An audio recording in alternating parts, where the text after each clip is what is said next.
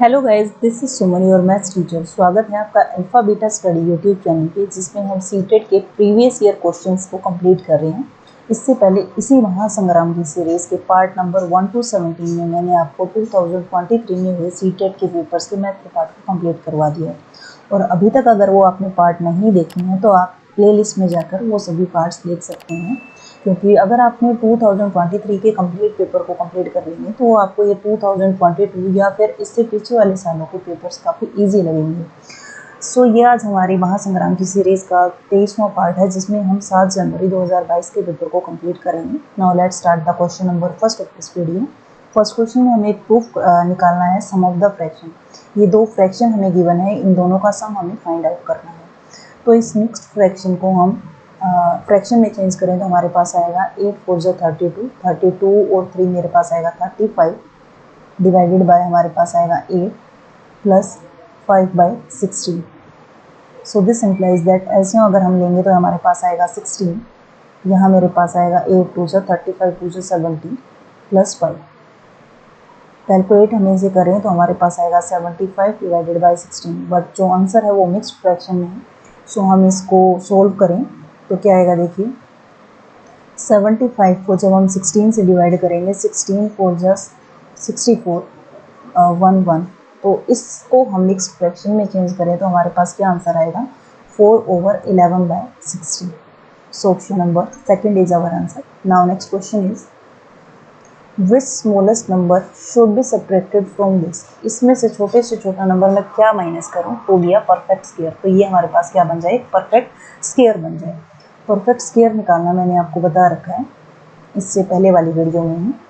तो क्या करते हैं, हम पीछे से दो दो पेयर बनाते हैं और एक ऐसा इंटीजर लेते हैं जिसको सेम से सेम मल्टीप्लाई करने पे 92 या 92 से छोटा है। जैसे कि 4 4 जो 16 काफ़ी छोटा है 92 से, एंड 8 8 जा 64 भी काफ़ी छोटा है, तो हम करेंगे 9 9 जा 81। ओके, माइनस करें तो हमारे पास आएगा 2 में से 1 माइनस करेंगे 1, 9 में से 8 माइनस करेंगे 1। पेयर ही नेक्स्ट जो हमने पीछे से पेयर बनाया तो पेयर ही हमारे पास आएगा और यहाँ दोनों का सम आता है, यानी कि 9 + 9 मेरे पास क्या आ जाएगा 18। सो हम सेम डिजिट से जैसे 9 × 9 किया है, तो यहाँ अगर मैं 6 × 6 करती हूँ तो देखते क्या आता है। 6 6 जा 36, 3 कैरी 6 8 जा 48 और 3 मेरे पास आ जाएगा 51, 5 6 1 जा 6 और 5 मेरे पास आ जाएगा 11। सो माइनस करें हमारे पास कितना आ जाएगा 6 आ जाएगा। तो 6 अगर मैं इस टोटल नंबर में से, ये देखिए कि अगर मैं 9222 में से अगर 6 माइनस कर दूँ तो मेरे पास आएगा 12 में 6 माइनस करेंगे हमारे पास आएगा 6 और यहाँ हमारे पास बचेगा 1 2 9। तो ये जो है वो परफेक्ट स्क्वायर है, यानी कि इसको मैं क्या लिख सकती हूँ 96 का ये क्या होता है स्क्वायर होता है ना। तो हम माइनस क्या करना पड़ेगा, छोटे से छोटा नंबर वो 6 मुझे माइनस करना पड़ेगा। So option number third is our answer. Now next question is which of the following number is not divisible by 11। अब 11 का डिविजिबिलिटी रूट क्या कहता है, देखिए डिविजिबिलिटी रूल क्या कहता है। जो ओड नंबर ऑफ प्लेसेस पे डिजिट पड़ी है, यानी कि sum of digits at odd places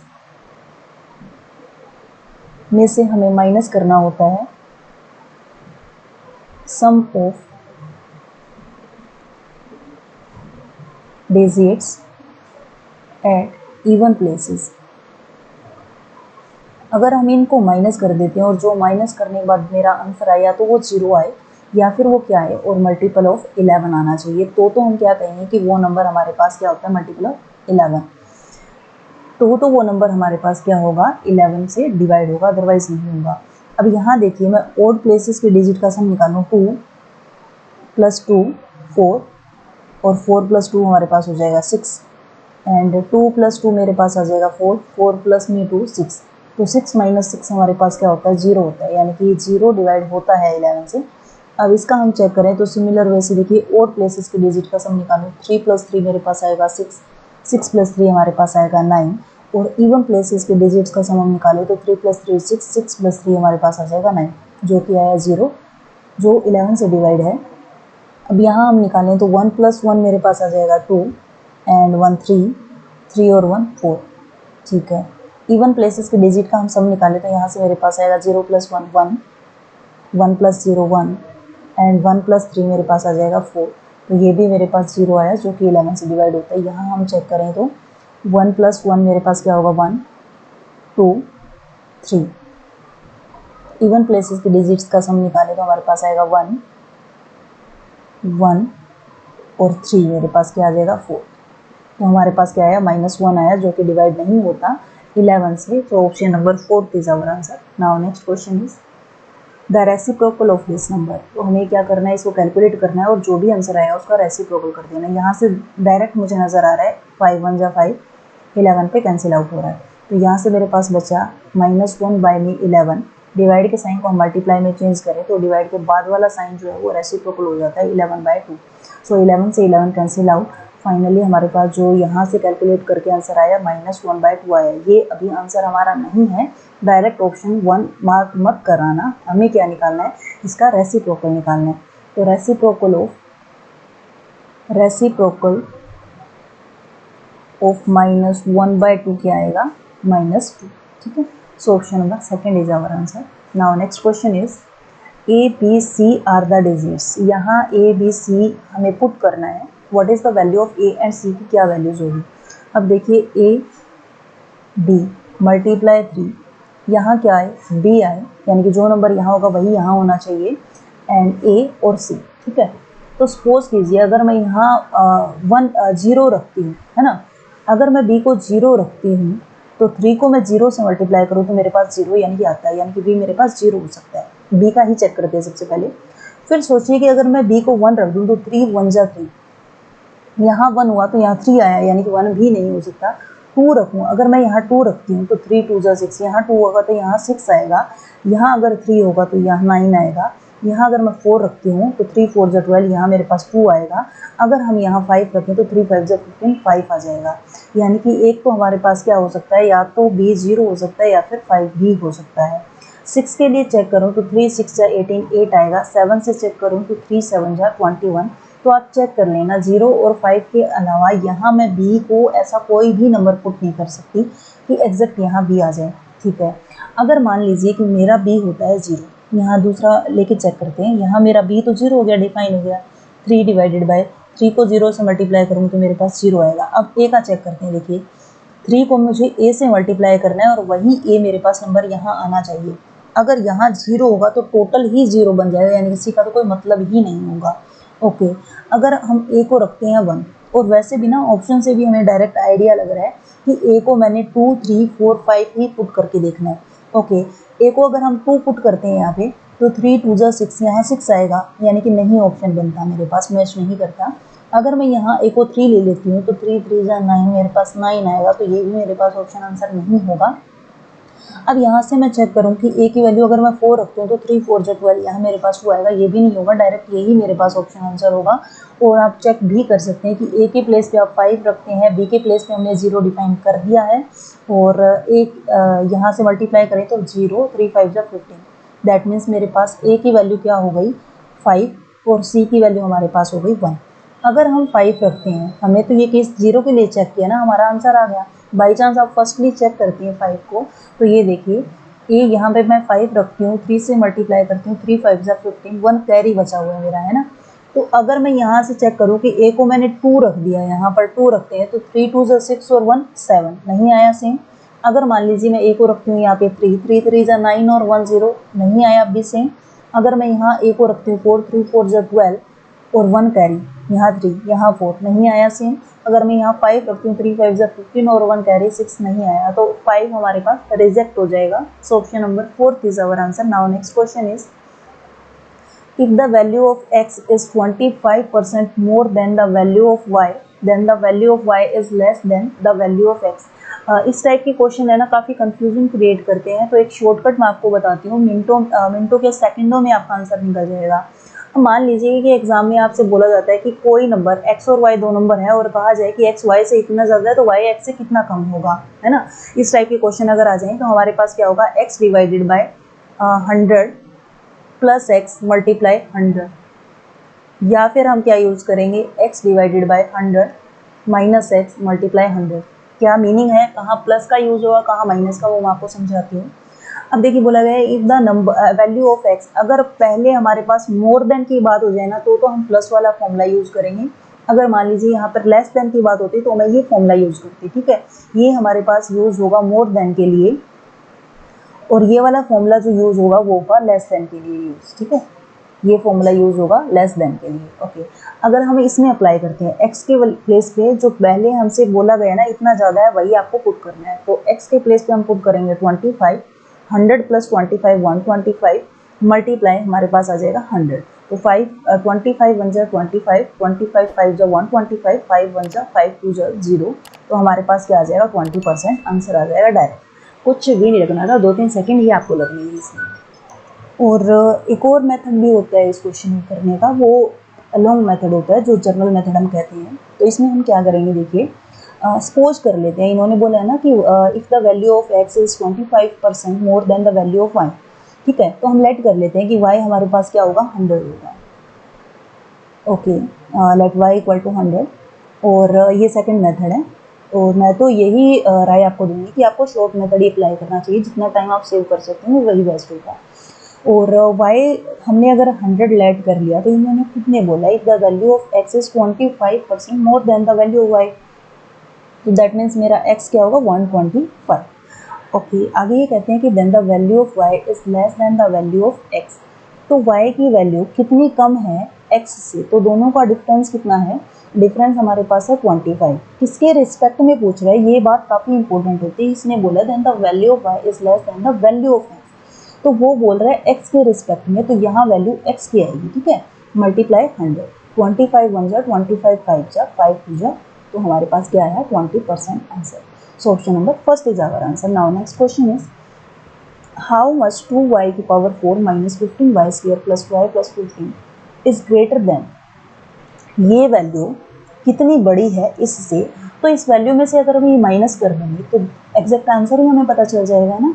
तो हम क्या करेंगे 2y raise to power 4 minus 15y raise to power 2 plus y plus 15 में से मुझे माइनस करना है 18y cube plus 34y square minus के 50y प्लस 70, तो हम माइनस के साइन को अंदर लेके जाएंगे तो हमारे पास साइन चेंज हो जाएंगे। 2y raise to power 4 minus 15y square plus y plus 15 minus 18y cube and minus के 34y square plus 50y and minus के हमारे पास आएगा यहाँ से 70, okay. 2y raise to power 4, यहाँ y रेज टू पावर 4 की कोई भी लार्ज टर्म नहीं है, 2y रेज टू पावर 4।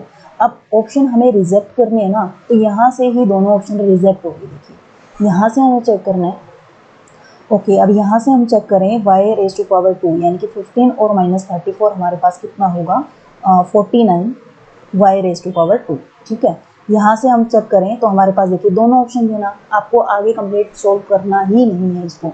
मेरे पास क्या है 49y स्क्वायर माइनस का, तो ये प्लस का है, तो ये तो वैसे ही कैंसिल हो जाएगा। So option number second is our answer.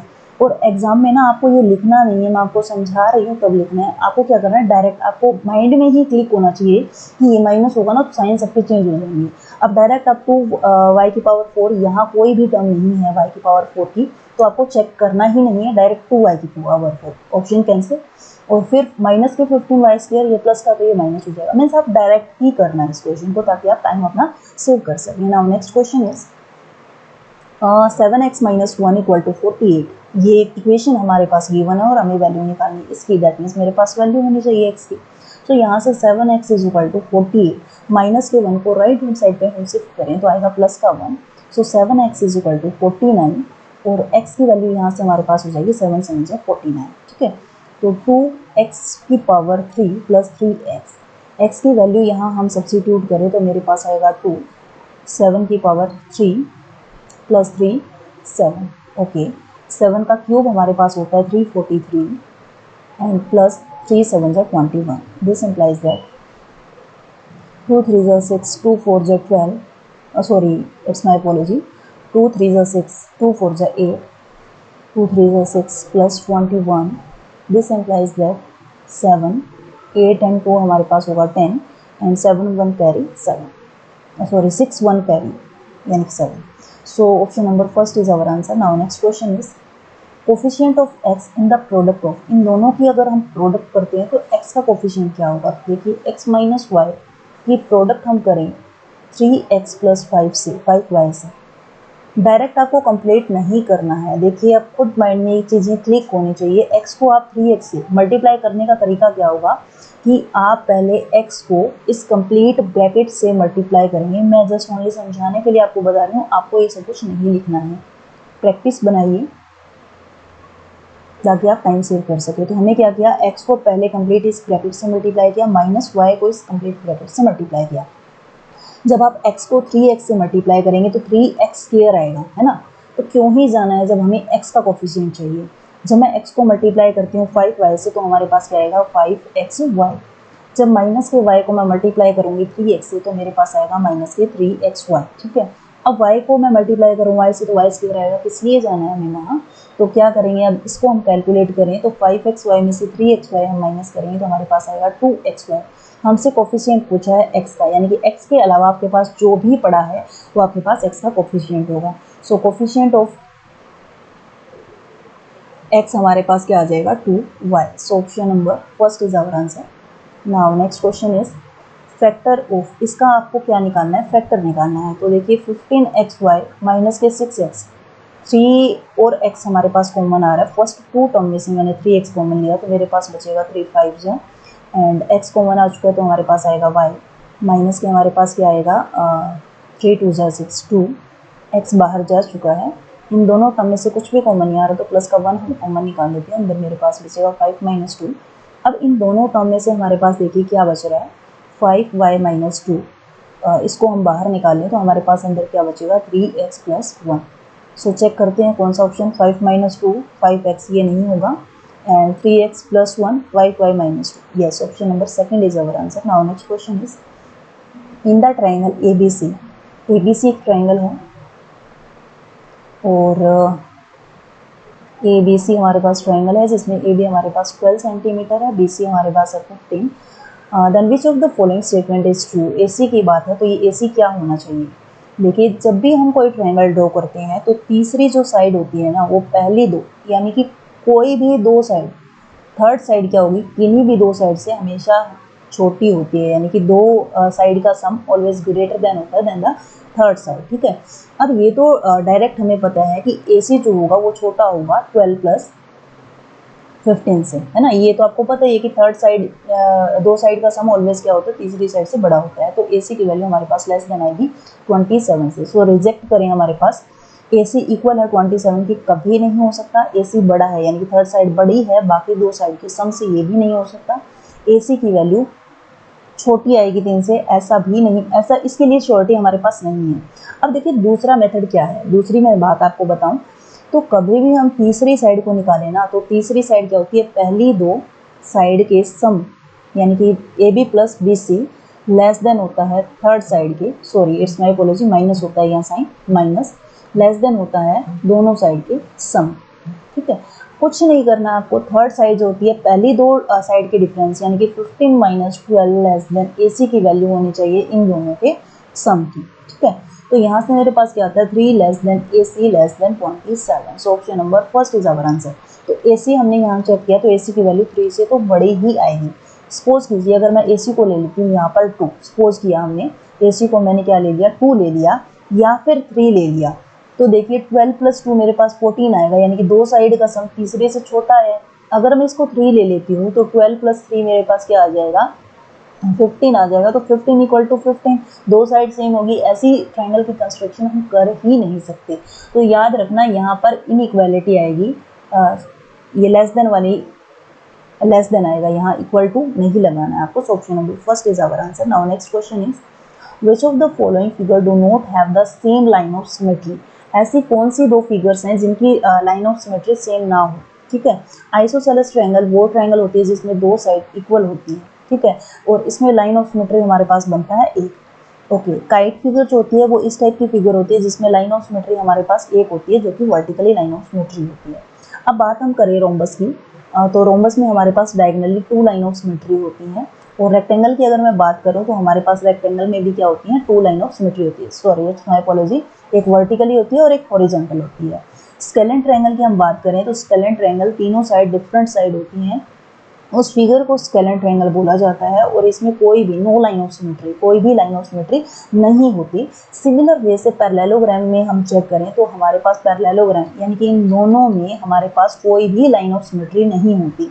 इसमें हमारे पास 2 लाइन ऑफ सिमेट्री होती है और इस फिगर में हमारे पास 1 लाइन ऑफ सिमेट्री होती है। बट हम बात करें यहाँ काइट की, तो काइट में हमारे पास क्या होती है, अभी हमने चेक किया कि 1 लाइन ऑफ सिमेट्री होती है और रोम्बस फिगर की अगर हम बात करें तो इसमें हमारे पास 2 लाइन ऑफ सिमेट्री होती है। ठीक है, तो हमारे पास क्वेश्चन में क्या पूछा गया था कि ऐसी कौन सी फिगर हैं जिनमें दोनों में सेम लाइन ऑफ सिमेट्री नहीं है, तो ऑप्शन नंबर 4 हमारा आंसर होगा, क्योंकि काइट में 1 लाइन ऑफ सिमेट्री होती है और रोम्बस में हमारे पास 2 लाइन ऑफ सिमेट्री होती है। So option number 4 is our answer. Now next question is in the a triangle PQR side PQ is produce to point S। तो ये फर्स्ट लाइन जितना बोला गया उतना हम करते हैं, Q P और ये मैंने R ड्रॉ किया और इन्होंने बोला Q P को इस टाइप से ड्रॉ किया गया है S तक कि RPS 108 एंगल है। RPS एंगल जो है वो हमारे पास 108 डिग्री एंगल है और एंगल Q जो है वो हमारे पास क्या है, 20 डिग्री है और हमें वैल्यू निकालनी है 3 of angle R plus twice of angle Q। Okay, that means मुझे ये वाला X एंगल निकालना है, सॉरी R एंगल निकालना है। तो R एंगल निकालने के ना 2 मेथड है। एक तो क्या होता है, एक्सटीरियर एंगल होता है ट्रायंगल का, एक्सटीरियर एंगल इक्वल होता है sum of its opposite sides angle. ठीक है, यानी कि 20 प्लस R इक्वल होता है 108, ये प्रॉपर्टी है। सो R की वैल्यू मैं यहाँ से निकालूँ तो 108 माइनस 20, 8 में से 0 माइनस करेंगे 8 और 10 में से मैं 2 माइनस करूँ तो हमारे पास आएगा 8। ठीक है, एक मेथड है हमारे पास R निकालने का ये। दूसरा मेथड क्या होगा कि ये अगर मैं P एंगल की बात करूँ, यहाँ से मैं इस P एंगल की बात करूँ तो हमारे पास इस P एंगल की बात करूँ तो इन दोनों का सम हमारे पास क्या होगा, 180 डिग्री होगा, यानी कि angle RPQ plus angle RPS जो होगा वो 180 डिग्री के इक्वल होगा। सो यहाँ से मेरे पास RPQ एंगल क्या आ जाएगा, एंगल RPQ हमारे पास हो जाएगा 180 RPS माइनस करेंगे, दैट मीन्स 108 में माइनस करूँ 180 में से तो मेरे पास आएगा 10 में से 8 माइनस करेंगे 2 और यहाँ से मेरे पास आएगा 7। ठीक है, ये इतना एंगल मेरे पास क्या हो गया, 72 हो गया। अब आपको पता है ट्रायंगल के तीनों एंगल का सम क्या होता है, 180 degree. So by triangle PQR 20 plus R मेरे पास निकालना है और P एंगल हमारे पास है 72 is equal to 180 degree. So R equal to हमारे पास क्या होगा, Q जो एंगल है मेरे पास है 20। ठीक है, तो 180 माइनस 20 प्लस 72 हमारे पास हो जाएगा 292। तो माइनस करूँ मेरे पास कितना आएगा, 10 में से 2 माइनस करेंगे हमारे पास आएगा 8 और यहाँ मेरे पास बच गया 17 में से मैं 9 माइनस करूँ तो मेरे पास आएगा 9 and wait oh it's my apology, अगर हम 180 में से 92 माइनस करेंगे तो 88 आएगा ना। हाँ, तो ये भी हमारे पास R निकालने का एक मेथड है, तो ये काफ़ी लॉन्ग मेथड पड़ता है, तो मैं तो यही आपको सजेस्ट करूँगी कि आप डायरेक्ट ये फॉर्मूला लगाना कि एक्सटीरियर एंगल इक्वल होता है इसके अपोजिट साइड्स अपोजिट एंगल के सम, ट्रायंगल के अपोजिट एंगल के सम के इक्वल होता है। सो R की वैल्यू हमारे पास यहाँ से आ गई। ओके, R की वैल्यू हमारे पास आ चुकी है तो हमें वैल्यू निकालनी है थ्राइस ऑफ R, यानी कि 3R प्लस 2Q एंगल हमें निकालना है। तो R की वैल्यू मेरे पास है 88 एंड Q की वैल्यू हमारे पास है 20 डिग्री। यहाँ से मेरे पास आएगा 8 3 जा 24, 2 कैरी 8 3 जा 24 और 2 हमारे पास आएगा 26 प्लस 40, तो मेरे पास यहाँ से आएगा 6 4 मेरे पास आएगा 10 304 degree. So option number second is our answer. Now next question is O is a point on a line AB line के ऊपर, AB लाइन सेगमेंट के ऊपर एक O पॉइंट है और इस टाइप से है कि OC and OD are two rays from the same side of AB। AB के ही सेम साइड पे हमारे पास OC एंड OD दो रेज हैं। Okay, such that rays OC lies between rays OA and OD, यानी कि OC यहाँ ना होने की बजाय वो OA और OD के बीच में है। ओके, एंगल हमारे पास गिवन है AOC। AOC एंगल जो है वो मेरे पास है 3y एंड BOD एंगल हमारे पास है 5y एंड COD एंगल हमारे पास है 30 डिग्री। तो हमें वैल्यू निकालनी है 4y प्लस 10 की। तो ये जो जितने भी एंगल हैं एक सिंगल लाइन पे बने हैं, तो लीनियर एंगल प्रॉपर्टी हम लगाएं तो हमारे पास क्या आएगा 3y plus 30 plus 5y is equal to 180 degree. Okay, 5y plus 3y मेरे पास आएंगे 8y equal to 180 minus 30 150। So y की वैल्यू हमारे पास यहाँ से आई है 150 डिवाइडेड बाई 8। हमें वैल्यू निकालनी है 4y प्लस 10 डिग्री की।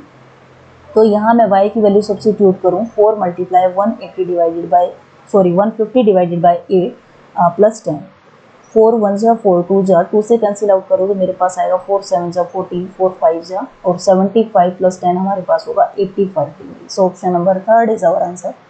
Now next question is if FVE ये तीनों क्या है फेसेस वर्टिसेस और एजेस गिवन है पेंटागनल प्रिज्म की। ये बात ध्यान से रखना क्योंकि ना सीटेट में प्रिज्म और पिरामिड दो टाइप के क्वेश्चन पूछे जाते हैं। अगर प्रिज्म बोला गया तो आपको प्रिज्म फिगर ही ड्रॉ करनी है। अब प्रिज्म में क्या होता है कि जो पेंटागनल प्रिज्म बोला गया ना तो इसका बेस भी पेंटागनल होगा और इसका अपर पार्ट होगा वो भी क्या होगा पेंटागनल होगा। बट यहाँ पिरामिड होता तो सिर्फ देखो मैं बताती हूँ आपको, अगर पिरामिड होता ना तो उसकी फिगर होती है ऐसे, ऐसे, यस ठीक है, सिंगल पॉइंट होगा जिससे हमें क्या करना होगा ये सभी साइड्स को मीट करना होगा। ये हमारे पास फिगर है पेंटागनल पिरामिड की, ठीक है। अब पेंटागनल प्रिज्म की अगर बात हो तो हमारे पास क्या होंगे, वेट अ मिनट,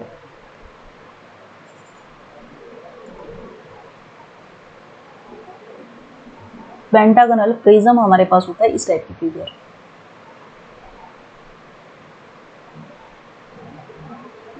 मैं ड्रॉ कर देती हूँ ताकि आपके सभी डाउट्स अच्छे से क्लियर हो जाएं। तो यहाँ से हम ड्रॉ करें तो हमारे पास होगा इस टाइप से एंड यहाँ से हम इसको मीट करते हैं, ठीक है। ये फिगर होती है ना, ये हमारे पास होते हैं प्रिज्म और इस टाइप की फिगर हमारे पास होती है पिरामिड, ठीक है। काफ़ी क्वेश्चन इस टाइप का हर एक एग्जाम में क्वेश्चन आता है। तो अब बात आती है फेसेस की, वर्टिसेस की और एजेस की। फेसेस हमारे पास कितने हैं, एक तो लोअर वाला फेस होगा, एक अपर वाला, 2 एंड 3 4 5 6 और 7, ठीक है। समझ आ गया होगा आई थिंक आपको। 1 तो ये वाला, ओके, 2 हमारे पास ये वाला और 3 हमारे पास होगा ये वाला फेस एंड 4th हमारे पास ये वाला होगा और 5th मेरे पास पोज कीजिए ये वाला होगा और 6th फेस हमारे पास क्या होगा, ये नीचे वाला फेस, ये वाला फेस होगा और 7 हमारे पास होगा ये वाला, ठीक है। आई होप ये चीज़ें आपको समझ आ गई होगी। कितने फेसेस होंगे इसके टोटल, 1 2 3 4 5 6 और 7 फेसेस होंगे। वर्टिसेस की मैं बात करूँ तो 1 2 3 4 5 ऊपर कितने होंगे, 5 ऊपर होंगे, यानी कि टोटल 10 वर्टेक्स मेरे पास होंगे। एजेस हमारे पास होंगी 5 तो नीचे है, 1 2 3 4 5 ऊपर है, 6 7 8 9 10 और 5 ही साइड में है, 11 12 13 14 15, ठीक है। ये हमारे पास हमारे वर्टेक्स फेसेस और एजेस आ चुके हैं। अब हमें चेक करना है, क्वेश्चन में पढ़ते हैं कहा क्या गया है, then which of the following statement is not true, इनमें से ट्रू कौन सी नहीं है, ठीक है। अब मैं फर्स्ट चेक करूं तो फेसेस हमारे पास हैं 7 और एजेस हमारे पास हैं 15 और माइनस के वर्टेक्स हमारे पास हैं 10। तो 15 में से 10 माइनस करो तो मेरे पास आएगा 5 और 5 और 7 हमारे पास 12 होते हैं, तो ये तो हमारे पास ठीक है। ओके, यहाँ हम चेक करें तो वर्टेक्स हमारे पास हैं 10 और एजेस हमारे पास है यहाँ से 15 और फेसेस हमारे पास है 7, ठीक है। 15 में से मैं 7 माइनस करूँ तो हमारे पास आएगा 8 और 8 प्लस 10 हमारे पास 18 होगा, ये भी मेरे पास ठीक है। वर्टेक्स मेरे पास 10 है तो 2 मल्टीप्लाई 10 मेरे पास आ जाएगा 20 प्लस एफ में हमारे पास है 7 और माइनस एजेस हमारे पास है 15, ठीक है।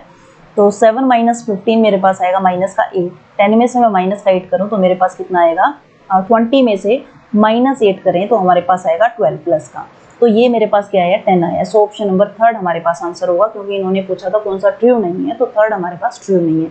इसको और चेक कर लेते हैं, 2 मल्टीप्लाई वी यानी कि 20 plus 2 multiply F that means मेरे पास आएगा 7 2 14 एंड -15 हमारे पास आएगा, तो ये देखिए क्या आएगा, -1 आएगा और 20 - 1 हमारे पास 19 होता है।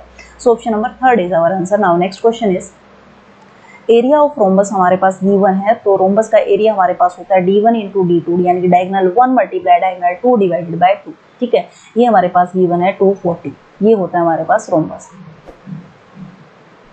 ओके, ए, बी, सी और डी, इसके डायगोनल जो है आपस में एक दूसरे को राइट एंगल पे बाइसेक्ट करते हैं, बाइसेक्ट दो इक्वल पार्ट्स में डिवाइड करते हैं। ठीक है, this implies that one of its diagonal is length is of length 30 centimetre. तो d1 सपोज करते हैं हमारे पास 30 है, d2 डिवाइडेड बाय 2, तो यहाँ से हम अपना डायगोनल निकालेंगे d2, 0 से 0 कैंसिल आउट, 2 1 * 2 8 * 24, और सॉरी d2 की मैं वैल्यू निकालूँ तो मल्टीप्लाई होगा, क्रॉस मल्टीप्लाई करें तो हमारे पास आ जाएगा 60। ठीक है, हमें निकालना है पेरीमीटर रोम्बस का।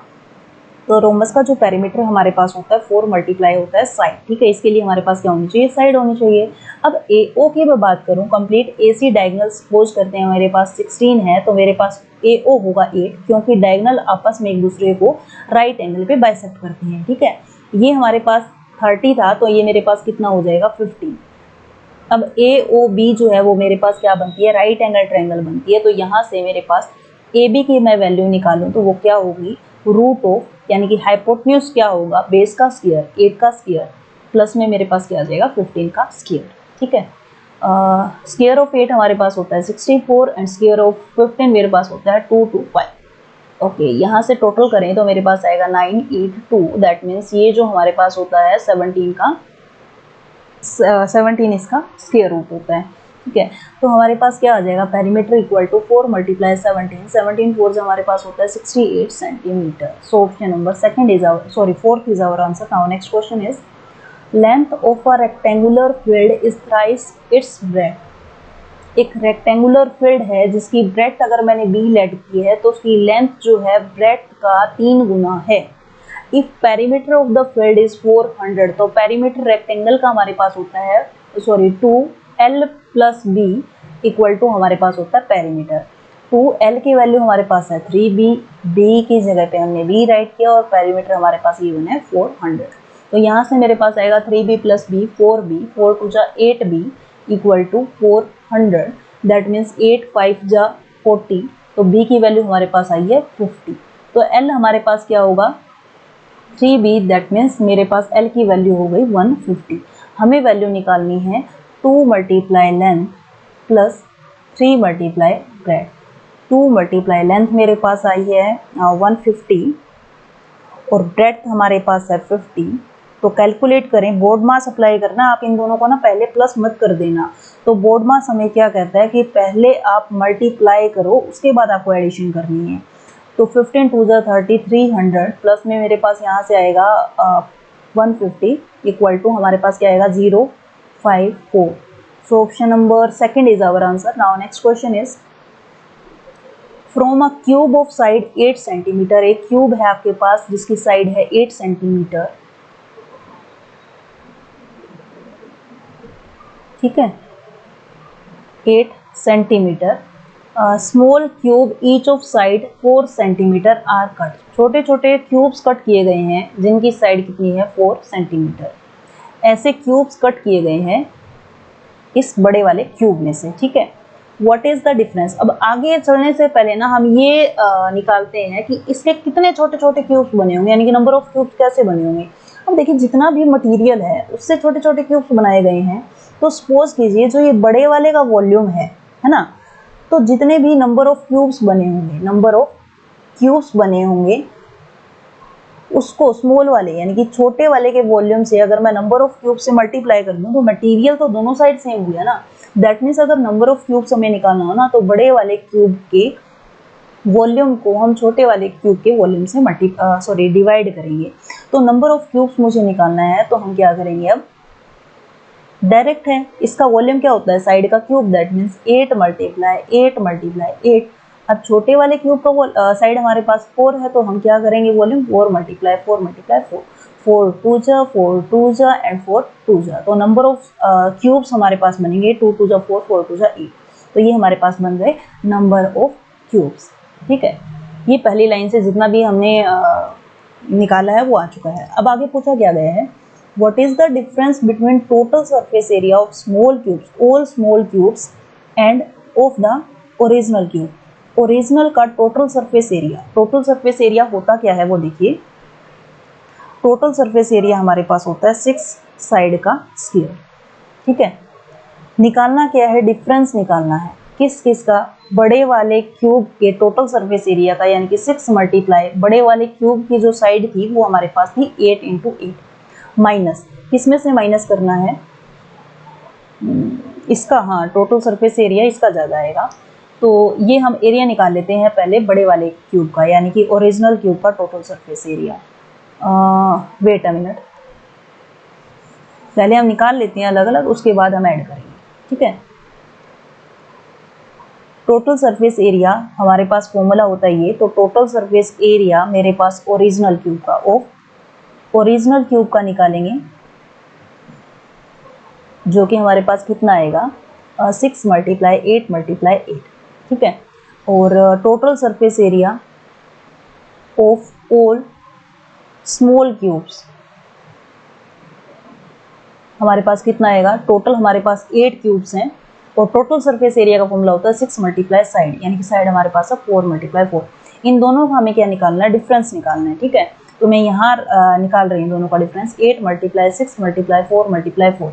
एक तरीका तो है आप डायरेक्ट इन सबके मल्टीप्लाई करें उसके बाद माइनस कर लेना, और एक तरीका क्वेश्चन को थोड़ा कैलकुलेशन में इजी बना देगा। 8 दोनों में कॉमन आ रहा है और 6 कॉमन आ रहा है, तो 8 6 4 हमारे पास होता है 48, 48 मैंने कॉमन लिया, 4 4 16, माइनस हमारे पास क्या बचेगा 8 बचेगा। तो फिर 16 में से हम 8 माइनस करेंगे, हमारे पास आएगा 8, 8 8 64, 6 carry, 8 4 32 and 32 6 38। So option number 4 second is our answer. आपकी मर्जी है, आप इस तरह से कॉमन लेके करें, रिक्वायर्ड डिफरेंस हमारे पास ही आया है, या फिर आप जैसे भी मल्टीप्लाई करना चाहे, कैलकुलेट करना चाहे वैसे आप कर सकते हैं। So option number second is our answer. Now next question is what is the sum of the mean. Mean निकालना है और मीडियन निकालना है हमें इन सभी ऑब्जर्वेशंस का।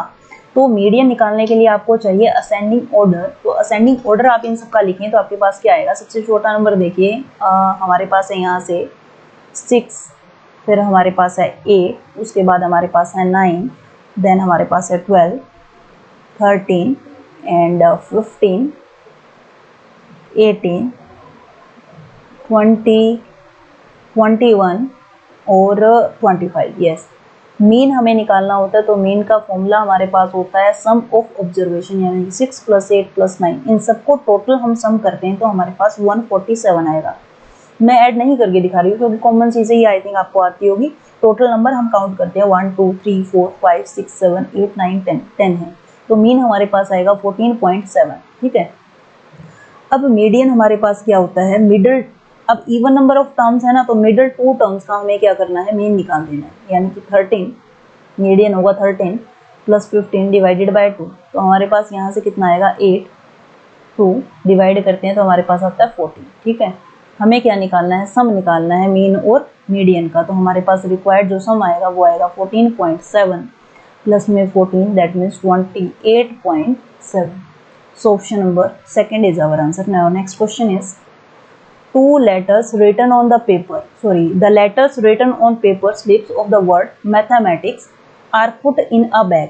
मैं यहाँ दोबारा लिख देती हूँ, शायद आपको नहीं नजर आ रहा होगा। Mathematics are put in a bag, क्या किया गया, इन सभी लेटर को, यानी कि एक स्लिप पे एक लेटर लिखा गया, दूसरे स्लिप पे दूसरा लेटर लिखा गया, तो इन सभी लेटर्स अलग अलग स्लिप्स पे लिख करके एक बैग के अंदर डाल दिया गया। If one slip is drawn from the bag, अगर बैग में से एक स्लिप निकाली जाती है विदाउट लुकिंग एट, बिना देखे, then what is the difference between the probability of getting a constant number and a letter. अब कांस्टेंट हमारे पास क्या होते हैं, जो वाउल नहीं होते। अब यहाँ वाउल हम चेक करें ना, तो ये वाउल है हमारे पास, ये वाउल है और ये वाउल है और ये वाउल है, AEIOU हमारे पास वाउल होते हैं।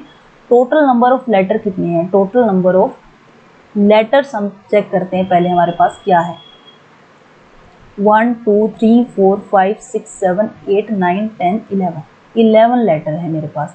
अब कांस्टेंट हमारे पास इसमें से कितने हैं, कांस्टेंट हमारे पास है 1 2, ये कांस्टेंट है 1 2 3 4 5 6 7 मेरे पास है कांस्टेंट, ठीक है। तो तो प्रोबेबिलिटी कांस्टेंट की हम निकाले तो हमारे पास आएगी 7 डिवाइडेड बाय 11। बट हमसे क्वेश्चन क्या पूछा गया है, डिफरेंस निकालना है किसके बीच में, probability of getting a constant and a letter M. Letter M हम देखते हैं हमारे पास क्या आएगा, प्रोबेबिलिटी ऑफ लेटर एम की हमारे पास कितनी आएगी, लेटर एम हमारे पास आया 1 टाइम और 2 टाइम, 2 टाइम हमारे पास लेटर एम आया हुआ है, तो इसकी प्रोबेबिलिटी होगी 2 बाई में 11। सो रिक्वायर्ड डिफरेंस जो इन्होंने पूछा है वो हमारे पास क्या होगा, 7 divided by 11 minus 2 divided by 11। LCM ले तो हमारे पास आएगा 11, 7 minus 2, this implies that 5 by में 11। So option number first is our answer. तो ये क्वेश्चन थे हमारे पास 20, आई थिंक ये हमारे पास है 7 जनवरी 2022 में हुआ हमारे सीटेट का पेपर का। आई होप ये सीरीज आपको पसंद आ रही होगी। If you like this video then please like, share and subscribe my channel, और कमेंट भी कीजिए स्टूडेंट्स, अगर आपको कुछ इम्प्रूवमेंट इसमें चाहिए गाइस तो आप वो भी कमेंट मेरे पास कीजिए। Thank you and have a nice day.